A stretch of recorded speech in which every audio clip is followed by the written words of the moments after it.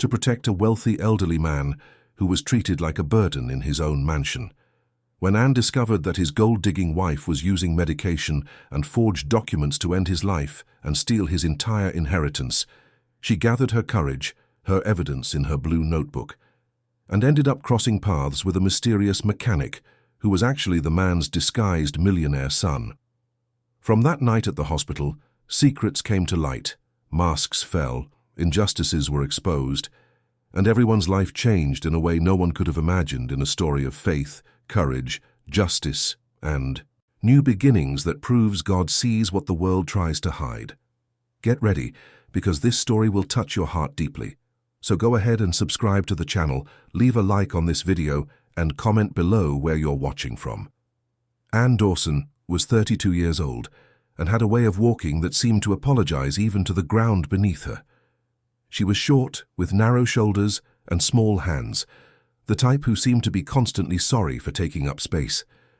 She lived with her elderly mother, Martha, in a small two-room house in the Englewood neighborhood on the outskirts of Chicago, where the 5 a.m. bus was the first commitment of the day, and the last one arrived at 11 at night, always crowded, always late.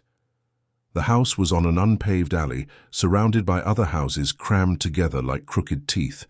When it rained, mud would seep in through the door and Martha would mop it up without complaining, saying that God gave strength for whatever was needed. Anne would wake up in the dark, prepare weak coffee in an old mug, kiss her mother's forehead while she was still asleep and leave with her lunchbox under her arm. The path to the bus stop was steep, and she would descend slowly, holding onto the neighbor's walls to keep from slipping on the loose stones. At the Covington mansion in Kenilworth, where the walls were high and the gates had camera intercoms, she worked as a nanny to little 5-year-old Laura. The girl was all blonde curls and starched dresses, with imported shoes that never touched the dirt.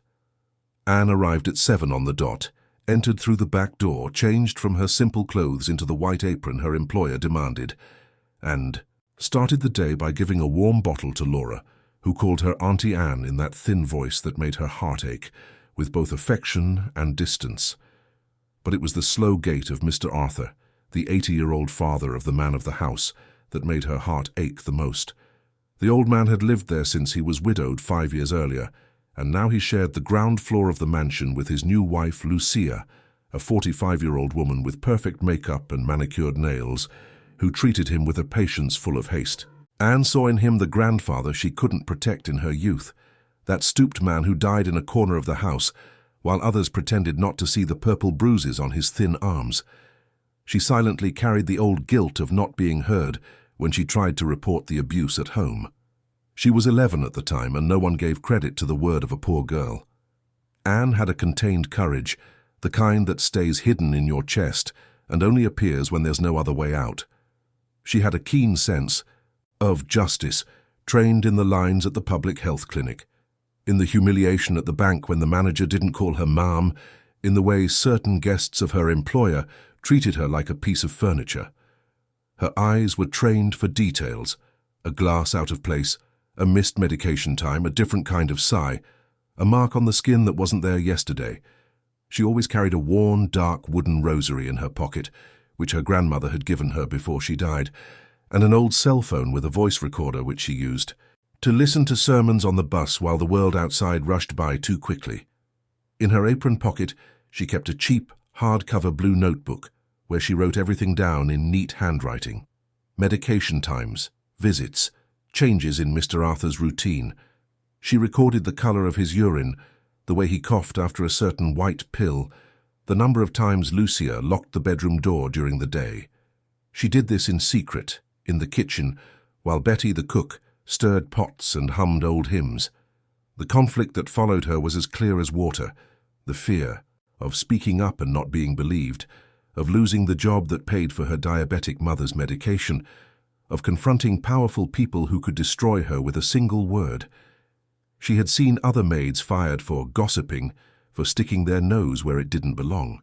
She knew stories of women who reported their employers and never found work again, who were labeled as problematic and ended up selling candy at traffic lights. The victim she felt she needed to protect was Mr. Arthur. The old man had faded blue eyes, thin hair that Anne carefully combed every morning, and hands full of veins that trembled when he held his teacup. He called her a good girl, and sometimes when Lucia wasn't around, he would hold her hand tightly and say softly, "You remind me of my daughter." Anne knew he had a daughter who had died young from cancer, and that the pain of that loss had never properly healed. Lucia, his new wife, was an elegant and impatient woman, always in high heels even inside the house, always in a hurry for him to take pills that Anne didn't recognize. She spoke loudly on the phone about renovations, trips, investments. She laughed a lot when she had guests, but her face hardened when she looked at her husband. Anne noticed the way she pushed his wheelchair too fast, making Mr. Arthur grip the sides, afraid of falling. She noticed how she sighed loudly every time he asked for water, as if she were too tired to live that life. Anne's immediate goals were simple and enormous at the same time: to ensure he took the right medicine at the right time, according to the old prescription she had secretly photographed, to prevent him from being left alone with his wife when she sensed something strange in the air, that heavy silence that precedes muffled shouts. Sometimes she would invent excuses to enter the room, to bring a glass of juice, to fetch a blanket, to adjust the curtains. Lucia would look at her with suspicion, but couldn't yet complain openly. The practical obstacle was Lucia herself, who locked the medicine cabinet with a small key she wore on a gold chain around her neck, controlled the medical schedule without showing it to anyone, and would say whenever Anne asked something, that a maid doesn't have an opinion on her employer's health. The emotional obstacle was even greater, the dread of repeating the past, of being silenced, humiliated, and sent away with nothing, of going home and having to explain to her mother that she lost her job because of her imagination. In the spacious garage, which could fit 3 imported cars, a new mechanic had started showing up 2 weeks ago to handle maintenance. He was a tall man, about 40, always quiet, with a low-brimmed cap hiding his face, and overalls that were too clean for someone who worked with grease. He observed everything with a strange attention, as if he were looking for something beyond engine trouble.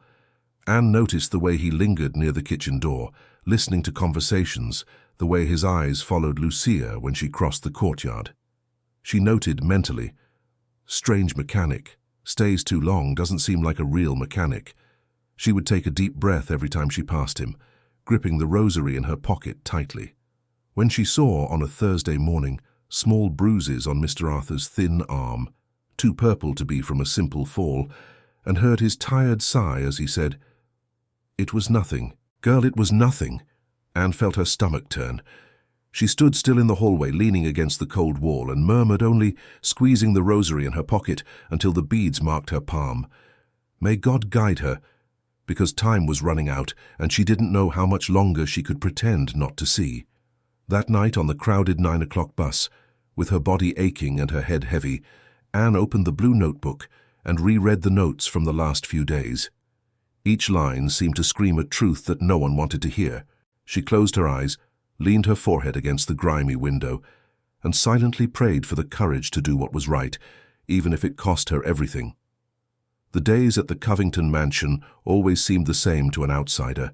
German cars gleaming in the garage after their weekly wash, the smell of imported coffee in the kitchen mixed with the expensive perfume Lucia sprayed in the rooms, the laughter of important guests echoing through the marble hall, where a crystal chandelier hung from the ceiling like a heavy jewel.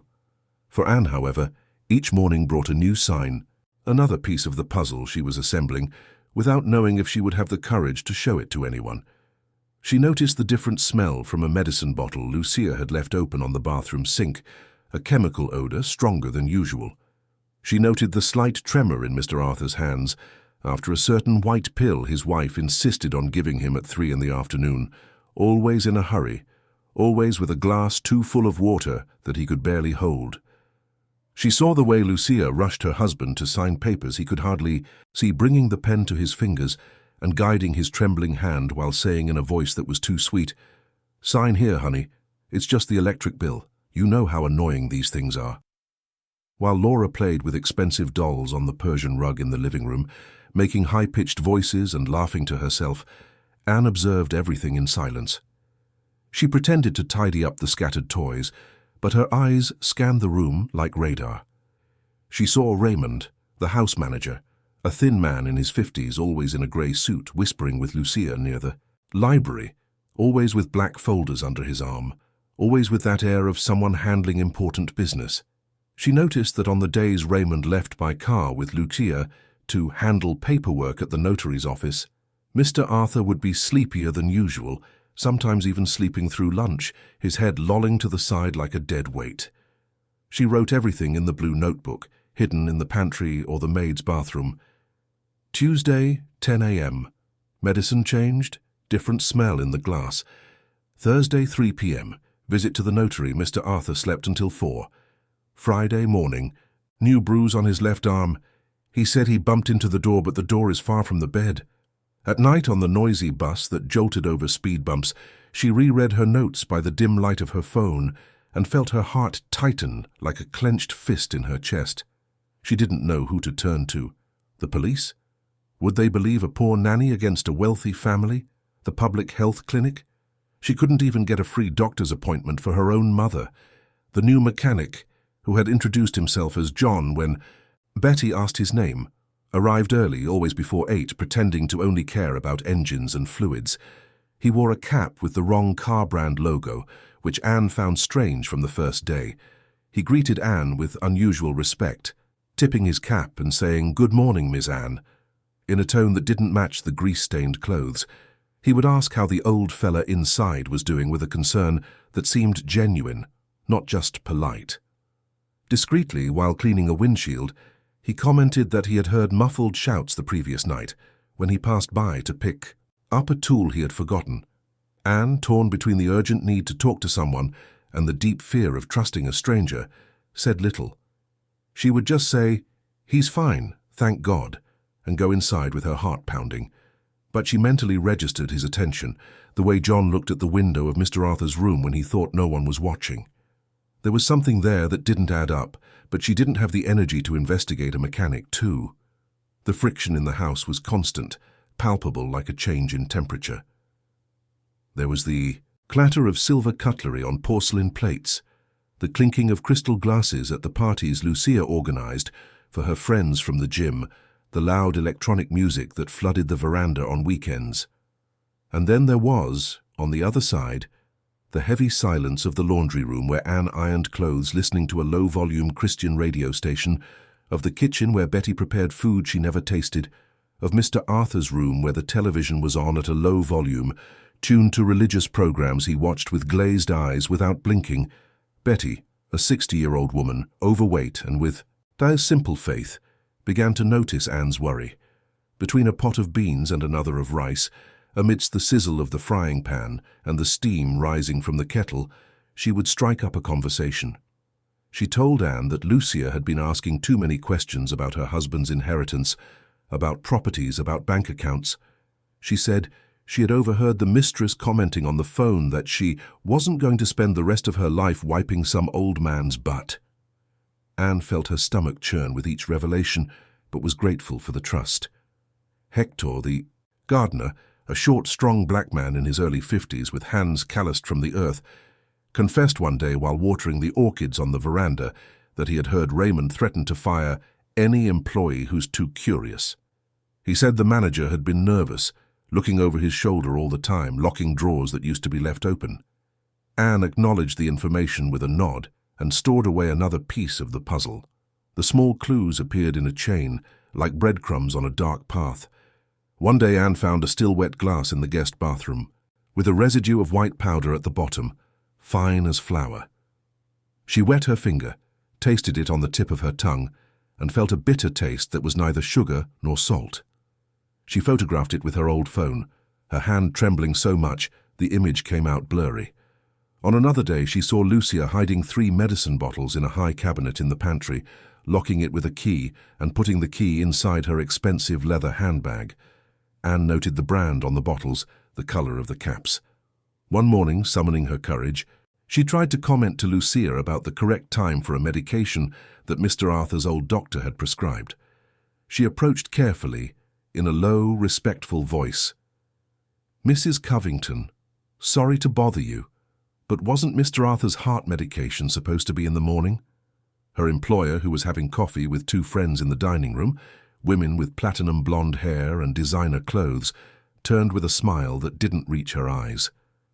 "Anne, you're here to obey, not to think," she said in a loud, clear voice so her friends could hear. "I know how to take care of my husband. You take care of the girl and the cleaning, okay?" The two friends giggled softly, that muffled laughter of people who enjoy others' humiliation. Anne felt her face grow hot, her ears burning. She excused herself, lowered her head, and left the room with her legs feeling like jelly. That was the explicit social barrier, the reminder that she had no voice in that world. After that, her access to the library was forbidden. Lucia had Raymond lock the door and said that a maid doesn't need to go in there. A clear material obstacle. Impassable without a key. Still, that same night, even though she was tired and had missed the 9 o'clock bus by staying late, Anne remained at the mansion longer to check if Mr. Arthur was breathing peacefully. She entered his room with the excuse of getting a forgotten glass, approached the bed, and watched his chest rise and fall slowly. He was sleeping with his mouth open, a thin line of drool on the pillow. She left the house with her feet aching inside her worn sneakers, her heart aching even more, but with the certainty that something needed to be discovered and reported, even if it cost her her job, her references, her future. She waited for the 10 o'clock bus on the empty street, alone under a flickering streetlight, and thought of her mother at home, waiting to take the medicine only she could afford. She thought of the grandfather she hadn't saved. She thought of Mr. Arthur, old and frail, dependent on people who might not wish him well. When she finally got on the nearly empty bus, she sat in the back, leaned her head against the cold glass and let 2 silent tears roll down her cheeks. She quickly wiped them away with the back of her hand, opened the blue notebook and wrote in a firm hand, "I won't give up. God, give me strength." She closed the notebook, clutched it to her chest, and prayed the entire rosary quietly until she got home, where her mother was waiting for her with reheated soup and a hug that needed no explanation. As the weeks went by, Lucia's mask of cordiality began to crack before Anne's watchful eyes. The elderly man's wife was getting careless, too confident that no one was paying attention to what she said when she thought she was alone. In moments when she believed she was only with Raymond, in the office or on the back porch, she let slip phrases that revealed her true motivation. Anne, mopping the hallway or pretending to arrange flowers in the entryway vase, listened to everything with a racing heart. "I can't stand taking care of an invalid anymore, Raymond. I wasn't born to be a nurse for a drooling old man," Lucia would say, in a tired, irritated voice, nothing like the sweet tone she used in front of guests. "I got married, thinking I'd enjoy the money, travel, live. And look where I am, spoon-feeding, cleaning, listening to him groan in pain all night." Raymond would reply in a calm, calculating voice, "Just a little more patience. As soon as the final power of attorney is signed, everything gets easier. You manage the assets, I handle the paperwork, and we split it as agreed." Lucia would sigh, lighting a thin cigarette. "It'll be so good when everything is in my name." Their moral compass was warped, full of curves that justified the unjustifiable. They didn't wish, at least not out loud, for Mr. Arthur's death. They didn't speak openly about killing him, about speeding up the end, but they accepted, with the coldness of someone doing calculations on paper, that his fragility, his growing mental confusion, his increasing dependence would pave the way for that final power of attorney that would turn the old man into a voiceless puppet.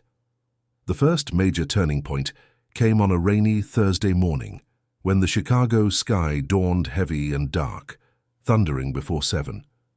The water beat hard against the windows, making a sound like stones on glass. Betty, the cook, had slipped on the wet steps upon arriving and twisted her right ankle. She sat in the kitchen with her swollen foot propped up on a chair, groaning softly and apologizing for not being able to work. Lucia, irritated by the situation, called Anne and ordered her to help clean the library, a place until then completely off-limits to the staff. "Wipe down the shelves, dust the books, but don't touch anything on the desk, understand?" Lucia commanded, pointing a finger. "Nothing. Not a paper, not a pen, just the dust." Anne nodded, grabbed the cloths and duster, and entered the library with her, heart pounding.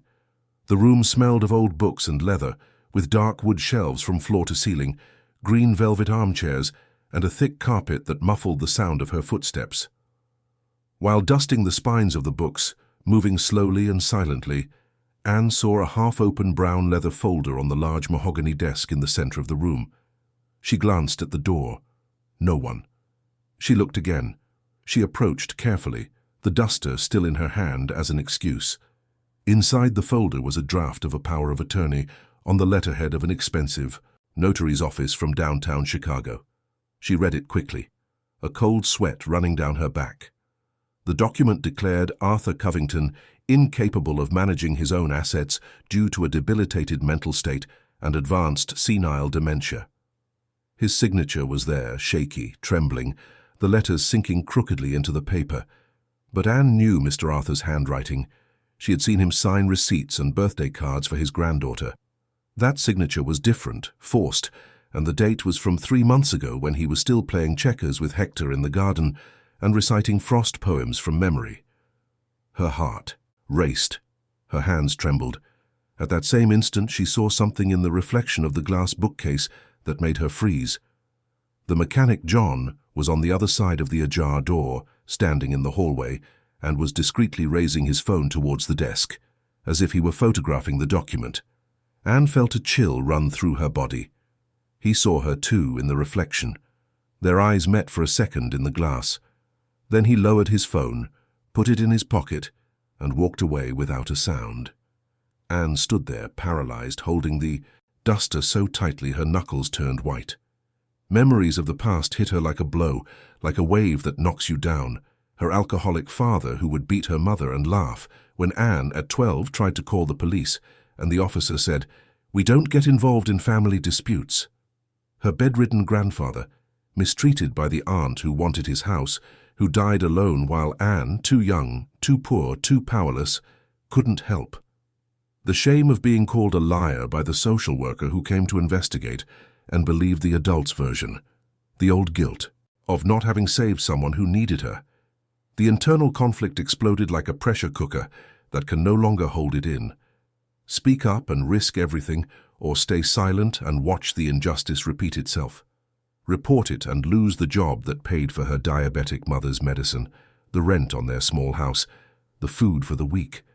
Confront powerful people, with lawyers, with money, with influence, while she had nothing but a blue notebook and blurry photos on an old phone. What would happen if she spoke up and no one believed her? She would be fired, blacklisted, destroyed. She wouldn't get another job. She would return home a failure with her mother looking at her with that silent sadness that hurt more than anger. For a moment, Anne almost gave up, almost closed the folder, finished cleaning the library and pretended she saw nothing. It would be easier, safer. She thought of her mother at home, waiting for the expensive medicine that only this salary could pay for. She thought of the fear of being left with nothing, of returning to the unemployment line, of going hungry. She thought of the shame of being called a liar again, of being publicly humiliated, of having her name sullied. But then she thought of Mr. Arthur, of the way he held her hand and said, "Good girl," of his toothless smile when she brought him hot tea just the way he liked it. She thought of the grandfather she couldn't protect, of the guilt she had carried for 20 years. She thought of God, of justice, of doing the right thing even when the right thing hurts. She took 3 deep breaths, squeezed the rosary in her apron pocket and decided she would document everything, even if... She was shaking with fear. She took out her phone, photographed the power of attorney with a trembling hand, put the device away, and finished cleaning as if nothing had happened. The subplots wove themselves around her like a spider's web. Betty commented that same afternoon, while Anne helped her with ice packs on her ankle, that her credit card debt was growing because her son had gotten sick and she had paid for a private hospital. She feared losing the little she had, being evicted from the small room she rented near the bus station. Hector, for his part, swore loyalty to Mr. Arthur, a good man who always treated me like a person, not an animal, and said he would do whatever it took to protect him. Anne's prayer group on WhatsApp, made up of elderly ladies from her neighborhood church, sent messages asking for prayers for parents forgotten in hospitals, lonely old folks, children who abandon. Everything seemed to point to the same insistent question, like a dripping faucet. Who takes care of those who can't defend themselves? Who gives a voice to those who have been silenced? Who confronts the powerful when the weak can't take it anymore? That same day, late in the afternoon, as Anne was changing her clothes to go home, Lucia called her into the living room with a voice that was too sweet. She was accompanied by Raymond and another woman, a lawyer in an expensive suit. She pointed to the shards of a Chinese vase on the floor, blue fragments scattered on the marble. "Anne, you broke the vase my mother gave me, the one that's worth a fortune," Lucia accused with tears in her eyes. "A performance worthy of a soap opera. I trusted you and you break my things?" Anne's eyes widened, her throat closed up. "I didn't break anything, Mrs. Covington. That vase has been cracked for months. You yourself mentioned it to your friend last week." But Lucia interrupted her, her voice rising. "Are you calling me a liar? See, Raymond? See what I have to put up with?" The threat of being fired landed like a heavy stone. "I'll deduct it from your salary, and if you complain, I'll fire you without references, without anything. Let's see who hires you after I tell them you're destructive and a liar." Anne felt the floor disappear from under her feet. She wanted to scream, to cry, to defend herself, but her voice wouldn't come out. The lawyer looked at her with contempt. Raymond smiled from the corner of his mouth. And Anne's own limitations, thinking she couldn't write the right way, her fear of authority, having never set foot in a police station, prevented her from imagining how to formalize any complaint. She left the mansion that night with a broken spirit, but carrying on her phone the photos she had managed to take in secret, the power of attorney, the medicine bottles, the bruises on Mr. Arthur's arm. She clutched the rosary in her pocket the entire way to the bus stop, and between silent tears that streamed down her face as she waited, she made only one promise to herself and to God. She would not close her eyes. She would not pretend she hadn't seen. She would not repeat the past. Even if her hands trembled, even if she was afraid, even if it cost her everything, she would not be silent, because she knew, deep in her heart, that silence also kills. The night that changed the course of everything began with loud laughter and electronic music pulsing from the mansion's outdoor area. Lucia had organized a dinner for a few business friends, as she called them, but it was actually about 15 elegant guests, all in expensive clothes, drinking French wine from crystal glasses that reflected the colorful lights strung up in the garden trees. The smell of barbecue on the grill mingled with imported perfumes and cigarette smoke. Laughter echoed through the warm November night. Meanwhile, Mr. Arthur, sleepier than usual, was kept in his ground-floor suite, away from the party, away from prying eyes. Anne, scheduled to stay late because Lucia wanted someone trustworthy looking after the old man while we have fun, noticed that her employer had insisted on giving the elderly man an extra pill around 7 in the evening, claiming it was under the express orders of his private physician, Dr. Evans. "It's so he sleeps well, so he doesn't get agitated with the party noise," Lucia had explained with that smile that no longer fooled Anne. "Dr. Evans said it's important to keep him calm." But Anne knew Mr. Arthur's medication routine by heart, had photographed all his old prescriptions, and that small white pill was not on the list.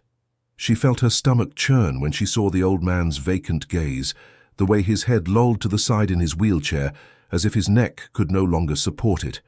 Mr. Arthur tried to speak, but the words came out slurred, incomprehensible. Drool trickled from the corner of his mouth. His hands trembled more than usual. Anne wiped his face with a damp cloth, held his cold hand, and murmured softly, "I'm here, Mr. Arthur. I won't let anything bad happen." The old man's faded blue eyes fixed on her for a second, as if trying to thank her, but then they closed heavily. All of Anne's internal alarms went off at once. This wasn't normal tiredness. This was heavy sedation, dangerous for an 80-year-old man with a weak heart. She needed to act. But how? Call whom? The police would laugh at her. The paramedics would say it wasn't an emergency if he was breathing. She stood there, panic rising in her throat, her hands cold and sweaty. Then she remembered. The medicine cabinet. She needed concrete proof, something that would show Lucia was deliberately giving him the wrong medication. She knew the cabinet was locked, but she also knew that Hector, the gardener, had a spare key that Lucia herself had given him years ago, when Mr. Arthur was still lucid and needed someone to fetch emergency medicine when she travelled. She pretended to go get a blanket from the laundry room closet. She passed through the kitchen, where Betty was preparing trays of appetizers for the party, despite her still sore foot. "Betty, can I borrow the pantry key that Hector gave you?" Anne asked softly.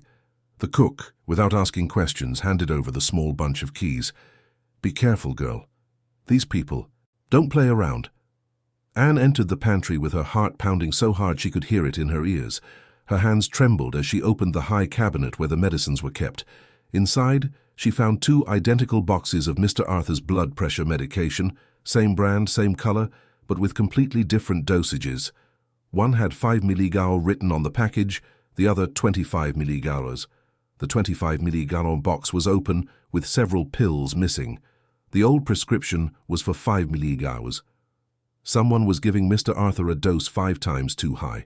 With her old phone hands still shaking, Anne photographed the 2 packages side by side, zoomed in on the image to show the different dosages, and photographed the old prescription that was stapled inside the box.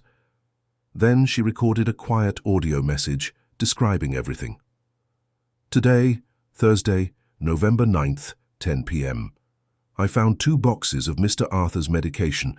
One is 5 milligauss, which is correct. The other is 25 milligauss, which is dangerous. The 25 milligauss box is open and missing pills. Mrs. Covington gave him a white pill today at 7, and he got very dizzy afterward." She saved the audio, sent it to her own email as a backup, and put her phone away. Every action carried a high price. She was falling behind on Laura's routine, who must have been looking for her by now. She was running a huge risk of being caught in there with the key in her hand, with her phone full of incriminating photos. If Lucia came down now, if Raymond appeared, all would be lost. But Anne took a deep breath, squeezed the rosary in her apron pocket, and finished documenting everything before locking the cabinet again. While this was happening in the quiet garage, John the mechanic was tightening bolts on a car that needed no repair, just to have an excuse to remain there. He had overheard through the half-open office window part of the conversation between Lucia, Raymond, and the so-called Dr. Evans. They were talking about permanent admission to an expensive private clinic, about anticipating important decisions, while Mr. Arthur still had the strength to sign something, about not letting him recover too much because that complicates things. John, who was actually Michael Covington, Mr. Arthur's millionaire son and sole legitimate heir, had been estranged from his father for 5 years due to old arguments about business and life choices. He had disguised himself as a mechanic to see with his own eyes if the suspicions about his stepmother were true. Family friends had told him rumors, whispers about strange changes in his father's behavior, about documents being signed in a hurry, about Lucia controlling everything. Michael knew that if he showed up as the boss, as the rich businessman's son, he would only be met with fake smiles and well-adjusted masks. No one would show him the truth. As a mechanic, however, invisible like the other employees, he received the truth dropped carelessly on the floor. The unguarded conversations, the poorly disguised orders, the casual cruelty.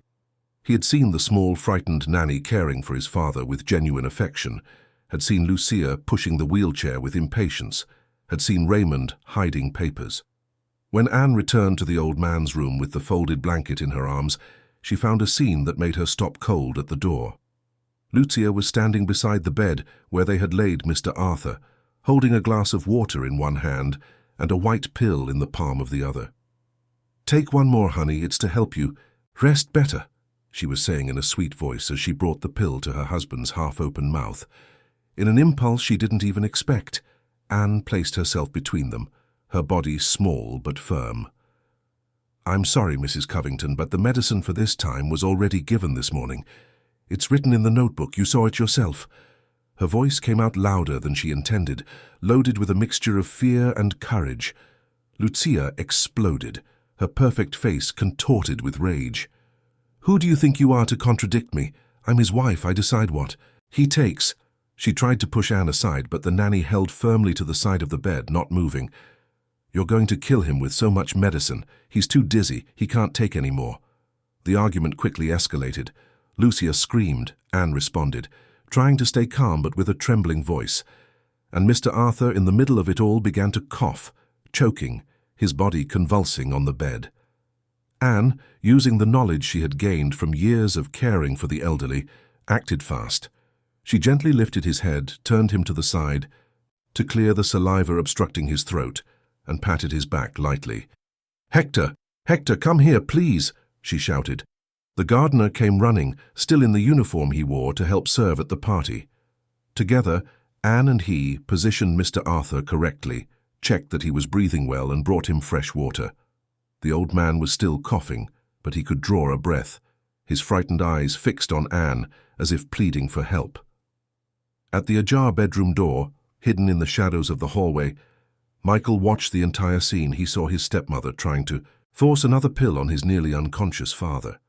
He saw the small nanny in her white apron and worn sneakers, confronting the wealthy wife with nothing but her trembling hands and the faith that sustained her. He saw his father, nearly suffocated, vulnerable, dependent on the kindness of a maid to survive. Michael's heart clenched. He took out his own phone with a steady hand and began to record a video, capturing Lucia's enraged, out-of-control voice, saying things she would never say if she knew she was being filmed. "No one is going to ruin my plans. I'm not going. To be poor again because of some stubborn old man who won't die." The words echoed down the hallway, cruel and revealing. In that instant, the suspicion Michael had carried turned into solid evidence. He had heard it. He had seen it. He had recorded it. The world inside the mansion completely rearranged itself.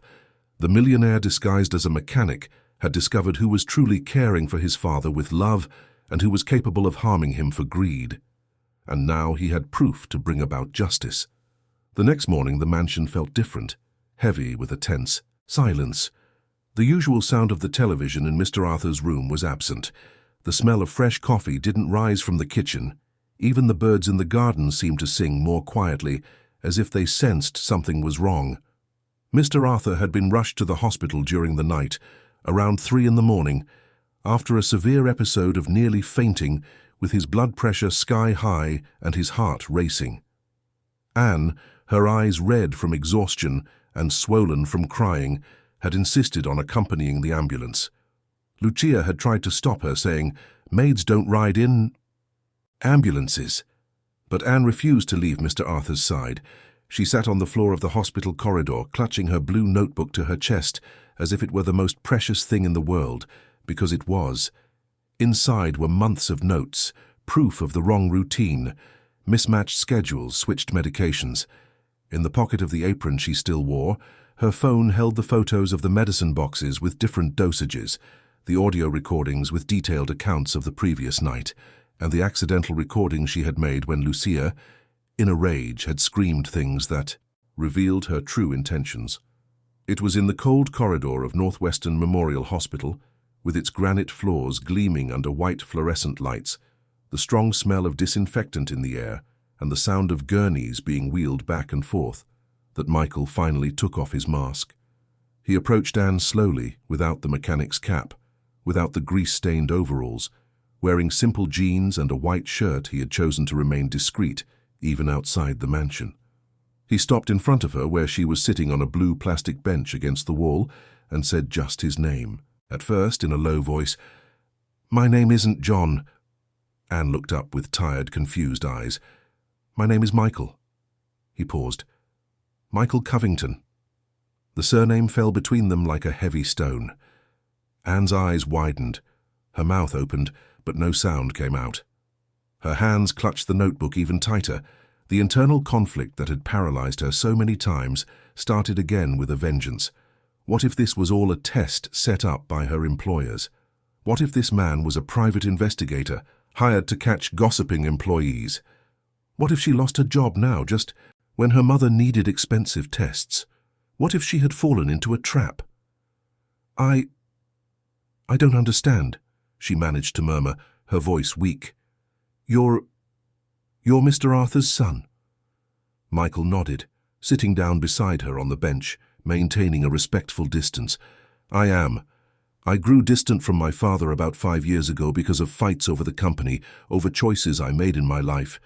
He wanted me to follow his path. I wanted another. We had a bad fight, stopped talking." He ran a hand through his hair, tired. "But some friends started telling me strange things about Lucia, about documents, about my father getting confused too quickly. I decided to investigate, but I knew if I showed up as the rich son, everyone would pretend everything was fine."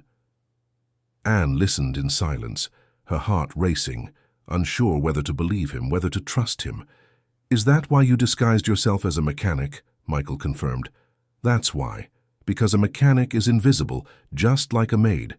We hear what the rich say when they think no one important is listening." Then he made the gesture that changed everything. He took out his own phone, unlocked it, and showed Anne the recording from the previous night. On the small screen she saw the video filmed from the hallway, Lucia trying to give another pill to an already dazed Mr. Arthur, Anne placing herself between them with trembling courage, the argument escalating, and especially very clearly the wife's voice screaming uncontrollably, "No one is going to ruin my plans. I'm not going to be poor again because of some stubborn old man who won't die." The words echoed through the empty hospital corridor. Anne felt the tears return, but this time they were tears of relief mixed with fear. For the first time since she had started suspecting, since she had started taking notes, since she had started taking pictures in secret, someone with a voice in that world, someone with power, someone who would be heard, was truly listening to her. "You saved my father's life last night," Michael said, his voice choked with emotion.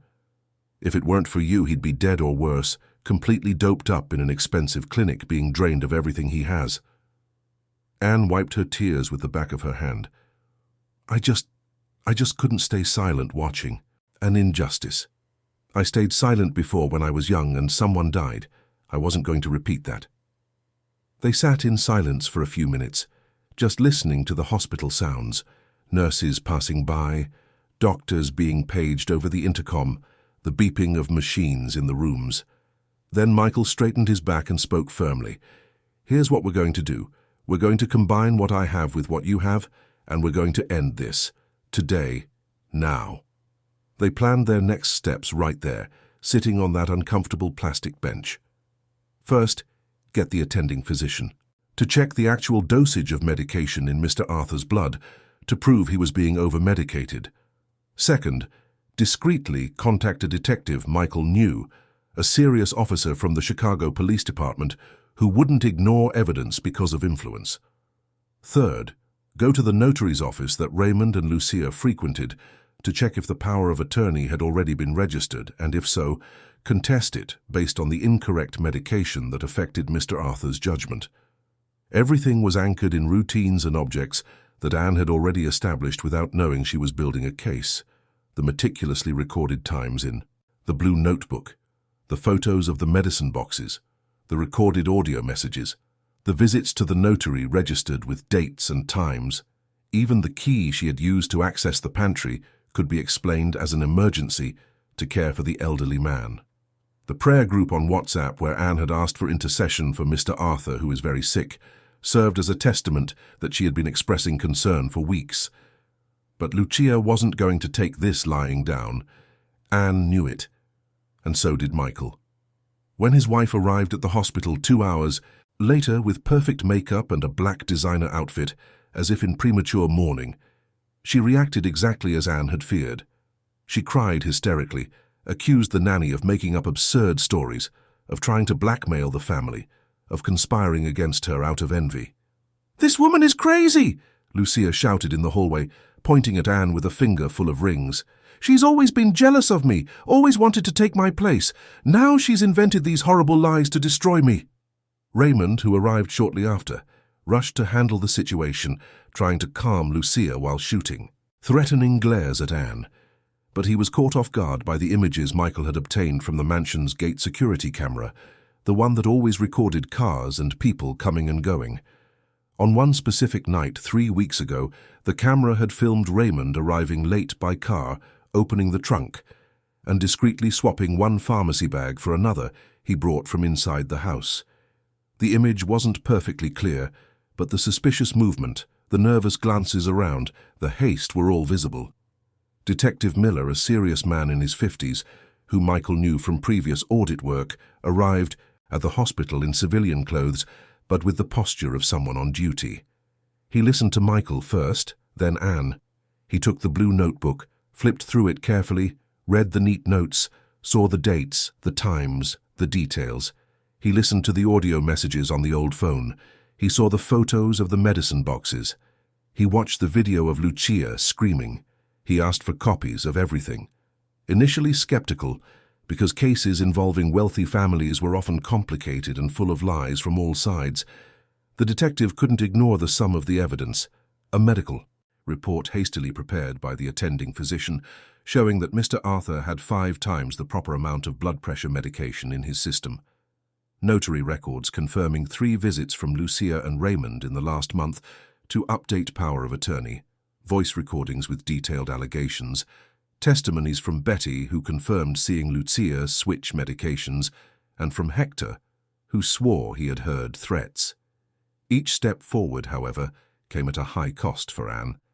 The public exposure filled her with deep shame, doctors and nurses looking at her as if she were also a suspect, people whispering in corners, Lucia loudly accusing her of being a gold digger and a liar. She had to speak in front of strangers in white coats and expensive ties, people who used difficult words and made her repeat things 3 times as if they didn't believe her the first time. She felt ashamed of her own strong Chicago accent, of the simple clothes she wore, of the way she stumbled over her words when she got nervous. Still, when she was officially invited to report everything to Detective Miller in a small room at the hospital that served as an administrative office, Anne took 3 deep breaths, squeezed the rosary she now wore around her neck outside her clothes, and consciously chose to overcome her old fear of not being heard. She spoke slowly, with all the details she could remember, not letting herself be interrupted even when Lucia tried to shout from the hallway. She told them about the bruises, about the switched medications, about the conversations she had overheard, about the power of attorney with the strange signature, about the fear she always had of speaking up and not being believed. Her voice trembled several times, but she didn't stop. When the detective asked a tougher question, questioning why she hadn't reported it sooner, Anne answered with an honesty that was heartbreaking. "Because I'm poor, detective. And when poor people accuse the rich, they usually lose their jobs and get blacklisted. I was afraid. But then I realized the fear of staying silent was worse than the fear of speaking up." When she finished, she felt her legs go weak. She looked out the small room's window and saw, in the ICU across the hall, Mr. Arthur lying on the gurney, now with an IV in his arm and machines monitoring his heart. He was being truly cared for, by people who wanted to save him, not kill him slowly. She saw for the first time in months a thin thread of hope. She left the room, leaned against the hallway wall, and silently, with tears streaming down her face that she didn't wipe away, she just gave thanks, looking up at the ceiling. "Thank you, my God, for not letting me stay silent. Thank you for giving me courage. Thank you for making someone listen to me." Several months passed before the waters stopped crashing so forcefully against the walls of that story. Winter arrived in Chicago, bringing cold mornings and clear skies, the kind of dry cold that calls for a coat but lets the sun shine brightly in the middle of the day. The case against Lucia and Raymond proceeded through the justice system, not with the drama of a soap opera, but with the heavy firmness of the law when the evidence is too solid to ignore. The gold-digging wife was legally removed from the management of Mr. Arthur's assets by a court order. She lost access to the bank accounts, the properties, the cars. She would face charges in court for attempted fraud, document forgery, and elder abuse, with the full right to a defense and lawyers paid with her own money from before her marriage, but without the power to decide anything more about her husband's life. The judge ordered her to leave the mansion and forbade her from visiting Mr. Arthur without supervision. Raymond, the administrator who had been so helpful in their crooked plans, lost his position immediately. He was investigated for document fraud, signature forgery, and criminal conspiracy. After a few months of a lengthy process, he ended up accepting a plea deal. He would return what he had stolen, pay a heavy fine, and perform community service instead of facing prison, as he was a first-time offender. He also accepted a simple clerical job in a small town in rural Illinois, far from Chicago, far from the conveniences and status he had so desperately sought. There was no cruel revenge, no violence, no hatred. There were proportional, just, restorative consequences. At the Covington mansion, much changed with Michael's permanent arrival. The son, who had been estranged by pride and resentment, deeply marked by what he had seen disguised as a mechanic, decided to transform the guilt of abandoning his father into present and concrete care. He stepped back from some of his businesses in New York, delegated responsibilities to trusted partners, and returned to Chicago to rebuild the relationship that time and pride had broken. His father, now under serious medical care at Northwestern Memorial, and with correct medication doses administered by a private nurse hired by Michael, recovered much of the lucidity everyone thought was lost forever. What had seemed like advanced senile dementia was in fact chronic drug intoxication. With the right treatment, Mr. Arthur began to smile frequently, again to make silly jokes, to ask Anne to read the Chicago Tribune aloud to him every morning while he had coffee and a warm roll. He started telling old stories of when he was just a poor young entrepreneur with no mansion, no imported car, no luxury, working 16 hours a day to build the first hardware store that later became an empire. He spoke of his late first wife with genuine longing, of the daughter he had lost to cancer, of the mistakes he had made as a father by demanding too much of Michael, and understanding too little. The bond between him and Anne took on the shape of a chosen family, the kind that blood doesn't explain but the heart recognizes. She called him, in her thoughts and sometimes aloud when no one else was listening, "My dear old man." He always called her, in front of everyone without any shame, "My protector, my guardian angel." Anne's blue notebook, the one with the battered hardcover that had saved her life, was no longer just a repository of suspicions and fears scribbled in secret. It became a precious tool for organizing a small nursing home for the elderly that Michael helped set up in the Englewood neighborhood, very close to where Anne lived with her mother. But nothing was handed to her on a silver platter, nothing was given without effort. Michael offered help, but Anne insisted on doing things the right way, with dignity, without being treated like a charity case. She studied at night at a City Colleges of Chicago campus, taking a full course to become an elderly caregiver. She learned about medications, first aid, the rights of the elderly, how to deal with real dementia, with Alzheimer's, with depression in old age. Every achievement required double the effort. She would wake up at 5 in the morning, work at the mansion until 5 in the afternoon, eat a cold lunch from her box on the bus, and arrive at school at 7 in the evening to study until 10. She would get home close to midnight, sleep for 5 hours and start all over again. On weekends, when others rested, she studied for her exams. Hector helped her, reading the textbooks aloud so she could memorize them better. Betty made her hearty packed meals so Anne wouldn't go hungry between one commitment and another. Michael paid for the course, but only because Anne accepted it as an interest-free loan, which she would pay back once the nursing home started operating. The pride of the poor, he thought with a smile, but he respected it. Martha, Anne's mother, who had spent her entire life scrubbing the floors of other people's houses, who had raised her daughter alone after her husband abandoned them, began to receive true, dignified care. She saw a private doctor paid for by the health insurance Michael included in Anne's contract as the head caregiver of the new home. Every afternoon, she would sit on the porch of their new house, simple but sturdy, which Michael helped her buy with a contract signed at a notary's office, everything above board, everything legal, no demeaning favors. The house had 2 bedrooms, a bathroom with an adapted shower, a small kitchen, and a porch with a view of the neighborhood where the sun set in orange and pink. Martha cried all day when she received the key, knelt on the polished concrete floor that still smelled of fresh paint, and thanked God aloud for giving her daughter the courage to do the right thing. Betty was invited to work in the kitchen of the nursing home, which opened 6 months later in a renovated 2-story house in Englewood. She cooked homemade food, healthy but delicious. seasoned with the care of someone who knows that the elderly need flavor and memory on their plate. Hector taught 3 young people from the neighborhood how to plant and care for the garden that surrounded the wooden benches where the old folks soaked up the morning sun, watered flowers, and told old stories. The nursing home was named Arthur's Haven in honor of the old man, who inspired it all. It cared for 10 elderly residents, some with families who paid a fair monthly fee, others who came from public shelters and were supported by donations and by Michael himself. Anne managed the routine with a firm hand, but a soft heart. Medication times, physical therapy, music, reading, walks in the garden, conversation. No leaving old people parked in front of the TV all day. No treating people like a burden. Laura, the little blonde girl with curls whom Anne had nannied, grew up visiting the Haven every week with her grandfather, Mr. Arthur, who now lived in a large room on the ground floor of the nursing home, surrounded by people, conversation, and life. The girl would sit on the old folks' laps, listen to stories, bring them colorful drawings, and learn from a young age that the elderly are not disposable, but treasures that hold memory and wisdom.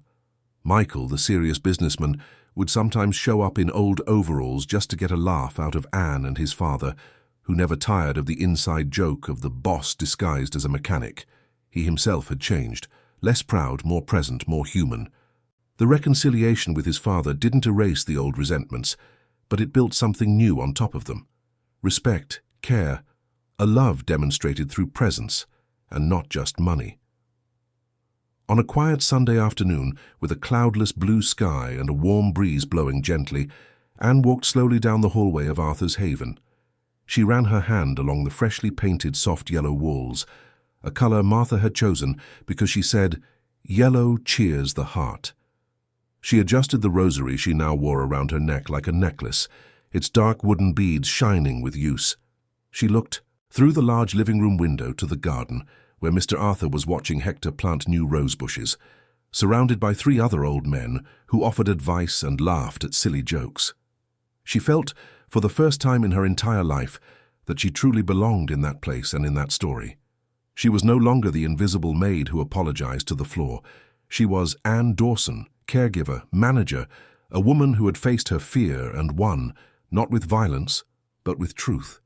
The old guilt of not having saved her grandfather lost its power, diluted by the good she was now able to do. The fear of not being heard gave way to the deep certainty that her voice, when allied with care and truth, has weight and can transform reality. As the sun set gently behind the simple rooftops of the neighborhood, painting the sky in shades of orange that turned to pink and then to purple, Anne sat next to Mr. Arthur on a wooden bench that Hector had made with his own hands. They sat in silence for a few long minutes, just feeling the cool breeze that announced the evening, listening to Betty's laughter in the kitchen and the cry of a baby from the next-door neighbor's house. Then, without any drama, without needing an audience, Anne murmured a serene phrase that fit perfectly in her heart, which was tight with gratitude. "God always sees what the world tries to hide." Mr. Arthur squeezed her hand, weak but firm, and answered in a voice that was hoarse but clear. "And he uses simple people to bring about justice, my child. Simple people like you." The silence that followed was no longer heavy with fear and secrets. It was a silence of peace, of a job well done, of a story that ends well not because it was easy, but because someone had the courage not to close their eyes. And Anne, sitting on that bench as the night gently fell over Englewood, knew with absolute certainty that she had made the right choice. Even when she trembled, even when she wanted to give up, even when it seemed like she was going to lose everything. Because in the end, what you lose when you stay silent in the face of injustice is much worse than any job. You lose your self-respect, your peace of mind, the ability to look in the mirror without shame. And that, Anne had learned in the hardest and most beautiful way possible, is something no amount of money in the world can buy and no fear can justify.